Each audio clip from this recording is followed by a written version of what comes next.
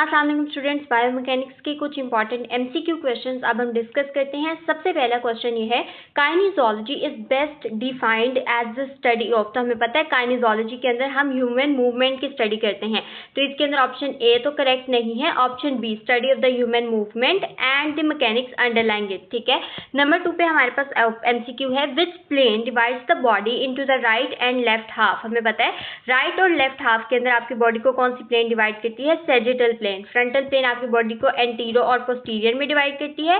Transverse plane आपकी body को up या top and bottom, superior, inferior, caudal, cranial sections में डिवाइड करती है। तो इसका करेक्ट आंसर क्या हुआ, सैजिटल प्लेन। अब आपने जब भी इस तरह के कोई भी एमसीक्यू सॉल्व करने हैं, so you need to keep that thing in mind कि ऑप्शन में प्लेन लिखा हो। अगर एक्सिस होगा तो एक्सिस डिफरेंट होती है, axis are the perpendicular to the plane. ठीक है, नेक्स्ट हमारे पास है which axis is perpendicular to the sagittal plane. तो सैजिटल प्लेन के परपेंडिकुलर जो भी एक्सिस होती है वो हमारे पास मीडियो लैटरल एक्सिस होती है, तो इसका ऑप्शन क्या होगा, मीडियो लैटरल। ठीक है, नेक्स्ट एमसीक्यू है, according to the biomechanical definition external biomechanics. नाम से पता चले एक्सटर्नल बायोमैकेनिक्स है, यानी उन फोर्सेस को स्टडी करेगी है जो हमारी बॉडी के ऊपर किसी एक्सटर्नल सोर्स से लग रही हैं। कोई इक्विपमेंट है, कोई थेरेपिस्ट हो सकता है, या फिर हमें पता है और नेचर की कुछ फोर्सेज ऐसे हो सकती है जिसमें फोर्स ऑफ फ्रिक्शन है, ग्रेविटेशनल फोर्सेज है, ये सब। तो इसका करेक्ट ऑप्शन क्या होगा, forces generated by muscle inside the body. गलत, क्योंकि बॉडी के अंदर मसल्स जो है वो खुद से जनरेट करे, इंटरनल फोर्सेज है, एक्सटर्नल बायोमैकेनिक्स की डेफिनेशन में फॉल नहीं करता।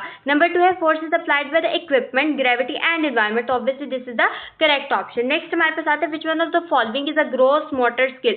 ग्रॉस मोटर स्किल्स हम कह सकते हैं जनरलाइज्ड बॉडी मूवमेंट होती है जिसके अंदर मल्टीपल जॉइंट्स आपकी बॉडी के इन्वॉल्व होते हैं। ठीक है, तो अगर हम देखें इन सब ऑप्शंस में, राइटिंग विद द पेंसिल, जब हम पेंसिल से लिख रहे होते हैं तो हमारे फिंगर्स इन्वॉल्व होती है, so that is a fine motor task. इसके लिए आपको प्रिसीजन रिक्वायर्ड होती है। इसी तरह नीडल को थ्रेड करना भी इसी में आता है, पिकिंग अप द बीड्स भी इसी में आता है। जो इसका करेक्ट ऑप्शन है वो आता है जंपिंग ओवर द हर्डल। जब भी कोई हर्डल के ऊपर जंप करता है आपके मल्टीपल जॉइंट्स आपके लोअर लिम्ब के इन्वॉल्व हो रहे होते हैं, तो इसका करेक्ट ऑप्शन ये है। नेक्स्ट हमारे पास एमसीक्यू आते हैं, in the context of motion types linear motion is to angular motion. ठीक है, तो इस हमें पता है लीनियर मोशन क्या होता है, कोई भी मोशन जो है वो स्ट्रेट लाइन में होता है। रोटेशनल यानी एंगुलर मोशन क्या होता है, जो मोशन किसी भी एक पर्टिकुलर एक्सिस के अंदर होता है। तो इसका करेक्ट ऑप्शन ए भी हो सकता है, इसका करेक्ट ऑप्शन सी भी हो सकता है, बी वाला ऑप्शन जो है वो इसका करेक्ट नहीं हो सकता। ठीक है, तो इसका हमारे पास क्या करेक्ट ऑप्शन होगा, both A and C. Next हमारे पास आता है the principal force causes movement. तो हमें पता है हमारा जो पहला लॉ है न्यूटन का, that is the law of inertia, तो वो भी नहीं है। फिर हमारे पास न्यूटन का जो सेकंड लॉ है वो फोर्स का लॉ है, जो आपको बताता है कि कोई एक्सेलरेशन जनरेट होती है जो कि मूवमेंट कराती है फोर्स के रिजल्ट में, F is equal to ma इसका फॉर्मूला है। तो हमारे पास स्टेटमेंट क्या थी, the principal force causes movement is foundational idea in biomechanics which of the law is most directly related to. तो इसका कौन सा ऑप्शन होगा, न्यूटन सेकंड लॉ। नेक्स्ट हमारे पास आता है a hinge joint primarily permits which type of movement. Hinge joint हमें पता है कोई भी एक प्लेन के अंदर मूवमेंट अलाउ करता है, और एल्बो हमारे पास एग्जांपल है हिंज जॉइंट की, जो कि क्या अलाउ करते हैं, सिर्फ फ्लेक्शन और एक्सटेंशन। तो इसका करेक्ट ऑप्शन क्या होगा, ऑप्शन ए। नेक्स्ट हमारे पास एमसीक्यू है which term describes the point eight which all body mass is balance. तो ये हम सबको पता है सेंटर ऑफ ग्रेविटी वो पॉइंट होता है जहां पर तमाम का तमाम बॉडी मास क्या होता है, बैलेंस। तो इसका करेक्ट ऑप्शन टॉर्क भी नहीं है, मूवमेंट आर्म भी नहीं है, इनर्शिया भी नहीं है। करेक्ट ऑप्शन क्या, option B, that is centre of gravity. Next हमारे पास आता है when a muscle lengthen while contracting to control a movement, this is called as। जब भी कोई भी मसल लेंथन होता है तो उसको हम क्या कहते हैं कि ये हमारे पास कौन सी मूवमेंट हो रही है, इसके अंदर इसेंट्रिक कॉन्ट्रैक्शन हो रही है। तो इसका ऑप्शन क्या होगा, eccentric contraction. The anatomical starting position includes all of the following except. ठीक है, एनाटॉमिकल पोजीशन के अंदर कौन कौन सी चीजें होती है, एक्सेप्ट। ठीक है, तो इसका मतलब है फेस फॉरवर्ड होता है, that is the correct option. तो ये तो नहीं है। आर्म्स एट द साइड होती है, correct option. Palm facing backward, ये गलत है, क्योंकि पाम जो है वो क्या होती है, एंटीरियरली, या आप कह सकते हैं फॉरवर्ड जो है वो फेस कर रही होती है। तो पाम्स फेसिंग फॉरवर्ड होती है, तो इसका जो है ना हमारे पास करेक्ट ऑप्शन क्या होगा, पाम्स फेसिंग फॉरवर्ड, क्योंकि यही एक चीज है जो कि हमारे पास एनाटॉमिकल पोजीशन के अंदर नहीं होती। फीट भी फॉरवर्ड होते हैं। तो उसने हमें स्टेटमेंट में क्या दिया हुआ था, anatomical starting position include all of the following except. ठीक है, तमाम चीजें इसके अंदर होती है, बस एक्सेप्ट क्या नहीं होता, पाम्स फेसिंग बैकवर्ड। ठीक है, पाम्स जो है वो फॉरवर्डली फेस करती हैं। नेक्स्ट हमारे पास आता है in sagittal plane which of the following motion occur. तो हमें पता है सैजिटल प्लेन के अंदर कौन सी मूवमेंट मूवमेंट हो रही होती है हमारे पास फ्लेक्शन और एक्सटेंशन की। तो इसके अंदर कौन सी फ्लेक्शन की मूवमेंट है? शोल्डर एबडक्शन भी नहीं है, ट्रंक रोटेशन भी नहीं है, एंकल इवर्जन भी नहीं है। तो करेक्ट ऑप्शन क्या है? हिप की फ्लेक्शन। नेक्स्ट हमारे पास आता है a movement arm is correctly defined as. Movement arm basically force का जो है परपेंडिकुलर डिस्टेंस होता है to the line of action of या line of the action of the muscle और line of axis of rotation. तो इसका हमारे पास क्या करेक्ट ऑप्शन होगा? ये भी गलत है, लेवर की लेंथ भी नहीं होती है, ठीक है, टोटल लेंथ ऑफ द लेवर तो बिल्कुल भी नहीं होती है, और मैग्नीट्यूड ऑफ द फोर्स नहीं होता, ये हमारे पास डिस्टेंस होता है। तो इसका करेक्ट ऑप्शन क्या होगा? Option B. नेक्स्ट हमारे पास आता है which lever system has fulcrum between load and effort. तो हमारे पास यहाँ पर आपने एफ आर ई से एक कोड याद किया था।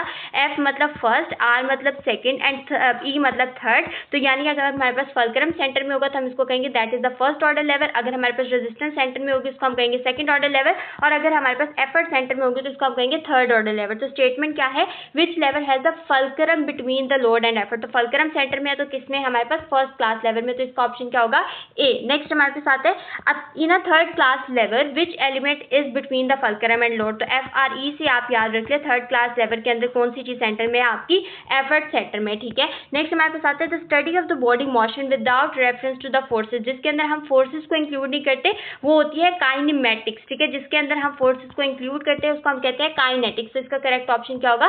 काइनेमेटिक्स, क्योंकि इसके अंदर without reference to the forces आता है। नेक्स्ट ऑप्शन है if a limb rotates around an axis while is the centre of mass moves in a straight line. कोई भी लिम्ब जो है वो हमारे पास जब भी जो है वो रोटेशन भी कर रहा है, ठीक है, एक्सिस के ऊपर, और साथ में वो क्या कर रहा है? हमारे पास स्ट्रेट लाइन के अंदर मूव भी कर रहा है। तो हमारे पास ना तो प्योर लीनियर मोशन यहाँ पर हो रहा है और ना ही प्योर एंगुलर मोशन हो रहा है, एक जनरल मोशन हो रहा है जिसके अंदर रोटेशन और हमारे पास लीनियर मोशन का एलिमेंट क्या है? कंबाइन है। विच action occur when you move your arm away from the mid line. Away from the mid line कोई भी आर्म मूव करती है तो उसको हम क्या कहते हैं? एबडक्शन या एबडक्शन। आपने एड से ये चीज हमेशा याद रखनी है कि जब भी कोई चीज मिड लाइन के टूवर्ड्स मूव कर रही होती है यानी मिड लाइन में एड हो रही होती है तो उसको आप एडक्शन कहते हैं। एबडक्शन जो है वो अवे फ्रॉम द बॉडी जो है वो हो रही होती है। नेक्स्ट हमारे साथ which one of the following is not a plane of motion. हमें पता है सैजिटल प्लेन भी होती है, फ्रंटल प्लेन भी होती है, ट्रांसवर्स प्लेन भी होती है, ऑब्लिक प्लेन हमने कहीं भी नहीं पढ़ी। तो इसका करेक्ट ऑप्शन क्या होगा? डी। नेक्स्ट हमारे पास आता है, ठीक है, which term describes the part of the limb farthest away from its attachment point. जब भी कोई चीज अपने अटैचमेंट पॉइंट से दूर होती है तो हम उसको क्या कहते हैं? ये क्या है? डिस्टल सेगमेंट है। नेक्स्ट एमसीक्यू है the law of inertia an object remains at rest और in constant motion unless acted upon by a force is the Newton first law, ठीक है। न्यूटन का फर्स्ट लॉ ऑफ इनर्शिया है। Second law को हमने कहा that is the law of force, और last हम लोगों ने कहा कि that is the law of action and reaction. Next हमारे पास the rate of change of velocity is defined. तो हमें पता है rate of change of velocity को हम क्या कहते हैं? एक्सेलरेशन। नेक्स्ट हमारे पास आता है during a bicep curl the movement arm is greatest when the elbow is at approximately. हमें पता है कोई भी मूवमेंट आर्म जब 90 डिग्री के एंगल के ऊपर होती है या मसल जब 90 डिग्री के एंगल के ऊपर होता है, मसल के ऊपर कोई भी फोर्स 90 डिग्री के एंगल के ऊपर होती है तो वो मोस्ट एफिशिएंटली वर्क करती है। तो इसका आंसर क्या होगा? ऑप्शन का करेक्ट ऑप्शन क्या होगा? 90 डिग्री ऑफ फ्लेक्शन। नेक्स्ट हमारे पास आता है which one of the following describe the static biomechanics. Static biomechanics है यानी बॉडी मूव नहीं कर रही है और अगर मूव कर रही है तो हमेशा हमारे पास कांस्टेंट वेलोसिटी पे कर रही है। तो क्या है? बॉडी एट रेस्ट है या फिर एक कांस्टेंट वेलोसिटी के ऊपर मूव कर रही है। नेक्स्ट हमारे पास आता है in context of biomechanics internal forces refer to. Internal forces आपकी बॉडी के कॉन्ट्रेक्टाइल एलिमेंट्स जनरेट करते हैं, यानी वो फोर्सेज जो कि आपके मसल्स, टेंडन, लिगामेंट्स वगैरह जनरेट कर रहे होते हैं, आपके ज्वाइंट के स्ट्रेसेस होते हैं वो इंटरनल फोर्सेज के अंदर आते हैं। तो इसका करेक्ट ऑप्शन हम देखें muscle, tendon and ligament, this is the correct option. Gravity भी करेक्ट ऑप्शन है, that is an external force. Friction भी एक्सटर्नल फोर्स है और एयर रेजिस्टेंस भी एक्सटर्नल फोर्स है। नेक्स्ट हमारे पास होता है ट्रांसवर्स प्लेन डिवाइड। मैंने आपको बताया था ट्रांसवर्स प्लेन आपकी बॉडी को top and bottom, superior, inferior, cranial, caudal section में डिवाइड करती है। तो यहाँ पर हमारे पास ऑप्शन है C, that is the correct option. Which is the main antagonist to the quadricep muscle. अब हम सबको ये पता है कि क्वाड्रिसेप मसल क्या कराते हैं? नी की फ्लेक्शन कराते हैं, ठीक है। तो नी की फ्लेक्शन के ऑपोजिट वाले कौन से मसल होंगे? नी के एक्सटेंसर्स। हमें पता है इसमें नी के एक्सटेंसर्स कौन है? आपके हैमस्ट्रिंग मसल्स। नेक्स्ट हमारे पास एमसीक्यू है the principle that muscle exert force equal to the mass time acceleration F is equal to ma। ये हमारे पास कहाँ पर स्टडी किया जाता है? इसका जो करेक्ट ऑप्शन है ये है बी, काइनेटिक्स, क्योंकि हम यहाँ पर किसकी बात कर रहे हैं? फोर्स की बात कर रहे हैं। नेक्स्ट एमसीक्यू है when you stand on the tip toes the fulcrum is. हमें पता है कोई भी अपने टिप टोज के ऊपर स्टैंड कर रहा होता है तो फल्क्रम कहाँ पर होता है? आपके मेटाटार्सोफिलिंजियल जॉइंट्स के ऊपर होता है, एंकल जॉइंट्स के ऊपर नहीं होता। ये बात आपने याद रखनी है। Which motion occurs around the longitudinal axis. तो लॉन्गिट्यूडनल एक्सिस के ऊपर कौन सा मूवमेंट हो रही होती है? आपने हमेशा याद रखनी है कि लॉन्गिट्यूशनल एक्सिस के ऊपर रोटेशन होती है। तो फ्लेक्शन एक्सटेंशन वाला ऑप्शन भी चला गया, एंकल डोर्सिफ्लेक्शन वाला भी चल गया, एबडक्शन वाला भी चला गया। तो करेक्ट ऑप्शन क्या हुआ? Option B, that is the trunk rotation. Next हमारे पास आता है ball and socket joint provides which of the following movement. हमें पता है ball and socket joint almost सारी प्लेन्स के अंदर मूवमेंट अलाउ करता है, तो इसमें हम कहते हैं that is the multi axial या मल्टी प्लेनर मूवमेंट। तो हमारे पास ऑप्शन सी जो है उसका करेक्ट है, multi axial movement including rotation. In biomechanics the movement is defined है, तो हमने ऊपर पढ़ा था movement is the perpendicular distance जो कि हमारे पास फोर्स का और एक्सिस ऑफ रोटेशन का होता है। ठीक है, तो हमारे पास इसका जो करेक्ट ऑप्शन क्या होगा? हमारे पास ऑप्शन बी। ठीक है, नेक्स्ट हमारे पास आता है which terms describe the movement of the sole of the foot inward. Inward बात हो रही है तो कौन सी मूवमेंट होगी? इनवर्जन होगी। ठीक है, हमारे पास एमसीक्यू है पिवट जॉइंट प्राइमरीली परमिट्स। अब हमें पता है कि जो हमारे पास C1 और C2 के लेवल के ऊपर जो मूवमेंट हो रही होती है ना, उस मूवमेंट को हम कहते हैं कि यहाँ पर ज्यादातर रोटेशन हो रही होती है। ठीक है, यहाँ पर अगर फ्लेक्शन और एक्सटेंशन हो भी रही होती है तो हमारे पास सिर्फ नोडिंग मूवमेंट्स होती है। ठीक है, और अगर हम बात करें C3 से C7 तक की, तो C3 और C7 के सेगमेंट के ऊपर हमारे पास फुल फ्लेक्शन और एक्सटेंशन होती है। तो हमारे पास इसका करेक्ट ऑप्शन क्या होता है कि C1 C2 प्राइमरीली क्या परमिट करती है? रोटेशन। ठीक है, नेक्स्ट हमारे पास आता है when the line of action of the force passes through the axis of rotation the moment arm is.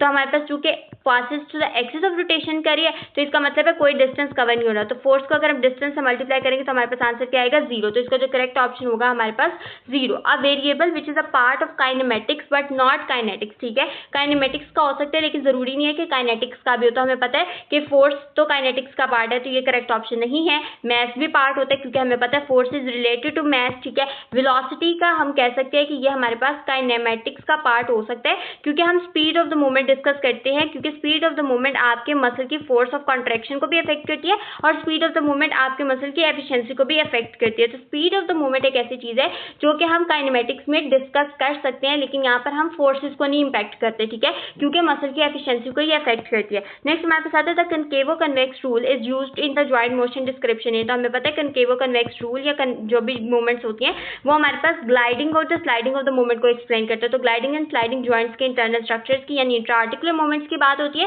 तो यहाँ पर हम किसकी बात करते हैं? जॉइंट की आर्थ्रोकाइनेमेटिक्स की बात करते हैं। नेक्स्ट हमारे पास आता है the movement term refer protraction. Protraction में क्या होता है कि हमारी जो बॉडी सेगमेंट है वो क्या करता है? एंटीरियरली आगे की तरफ फॉरवर्डली मूव करता है, जबकि हमारे पास रिट्रैक्शन में वो बैकवर्ड मूव करता है। तो इसका करेक्ट ऑप्शन क्या होगा? Moving a body part towards the body. ठीक है, moving the body part forward यानी एंटीरियरली। नेक्स्ट हमारे पास आता है which one of the following describe the kinetic chain. अब हमें पता है कि हमारे जो जॉइंट्स होते हैं, कोई भी मूवमेंट एक जॉइंट के ऊपर होती है, लेट्स से कि एंकल के ऊपर मूवमेंट होती है, उसका जो बैलेंस या फोर्स का इंपैक्ट आता है वो आपके नी के ऊपर भी आएगा, वो आपके हिप जॉइंट के ऊपर भी आएगा। तो मल्टीपल जॉइंट्स जहां पर इन्वॉल्व होते हैं उसको हम कहते हैं this is a kinetic chain. ठीक है, तो खाली मसल की चेन नहीं हो सकती है क्योंकि जॉइंट्स भी जरूरी है, नर्वस सिस्टम भी नहीं हो सकता और टाइप ऑफ लेवर भी नहीं हो सकता।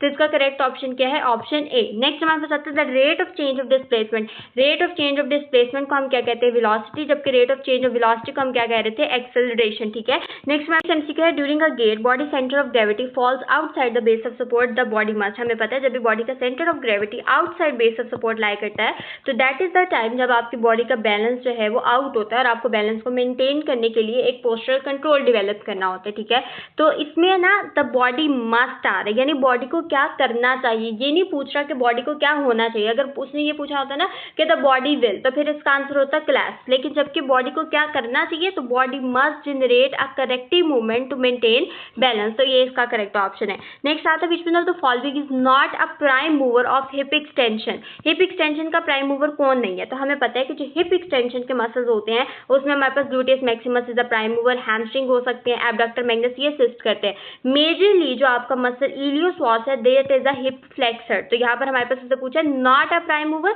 तो हिप एक्सटेंशन में हमारे पास करेक्ट ऑप्शन क्या है? इलियोसवास।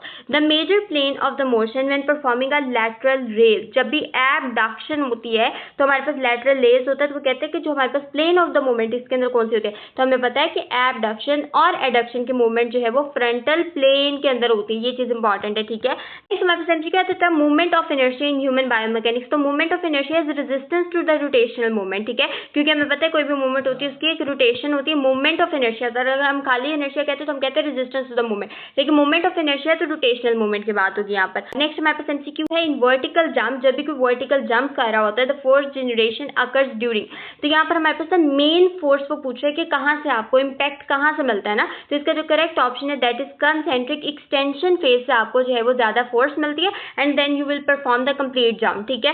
नेक्स्ट हमारे पास आता है which muscle action is dominant when controlling the descent during the squat, जब भी स्क्वाट होता है इसमें डिसेंडिंग हो रही होती है तो हमें पता है कि डिसेंट में कंट्रोल करने के लिए हमारे पास लोअरिंग होती है, लोअरिंग के लिए कौन सी कॉन्ट्रैक्शन होती है, इसेंट्रिक होती है, और किसकी होती है, क्वाड्रिसेप्स की, ठीक है। हमें वो बात पता है कि quadriceps are the hip flexor the knee extensor, तो ये चीज हमें पता है, तो इसका जो करेक्ट ऑप्शन होगा वो हमारे पास क्या होगा, इसेंट्रिक क्वाड्रिसेप कॉन्ट्रैक्शन, ठीक है। नेक्स्ट हमारे पास आता है when describing joint motion rotation along a longitudinal axis, longitudinal axis के ऊपर रोटेशन जो है वो हो रही होती है, तो इसको हम क्या कहते हैं, कहते हैं कि हमारे पास सुपिनेशन और प्रोनेशन वो मूवमेंट होती है जो कि क्या होती है, रोटेशनल मोशन होती है, जबकि हमारे पास डोर्सिफ्लेक्शन प्लांटर फ्लेक्शन भी रोटेशन नहीं है, एबडक्शन एडक्शन भी, और फ्लेक्शन एक्सटेंशन तो नहीं है। नेक्स्ट हमारे पास आता है कि विच वन ऑफ द फॉलोइंग, अच्छा सुपिनेशन प्रोनेशन के अंदर आपकी अल्ना रेडियस जो है एक दूसरे के ऊपर मूव कर रही होती है। नेक्स्ट हमारे पास which one of the following changes the length of the lever arm in the human body, human body में लेवर आर्म की लेंथ कौन चेंज करते हैं, जब हम ज्वाइंट का एंगल चेंज कर देते हैं, जब हम ज्वाइंट का एंगल चेंज कर देंगे फोर्स डिफरेंट हो जाएगी, एक्सिस ऑफ रोटेशन डिफरेंस हो जाएगी,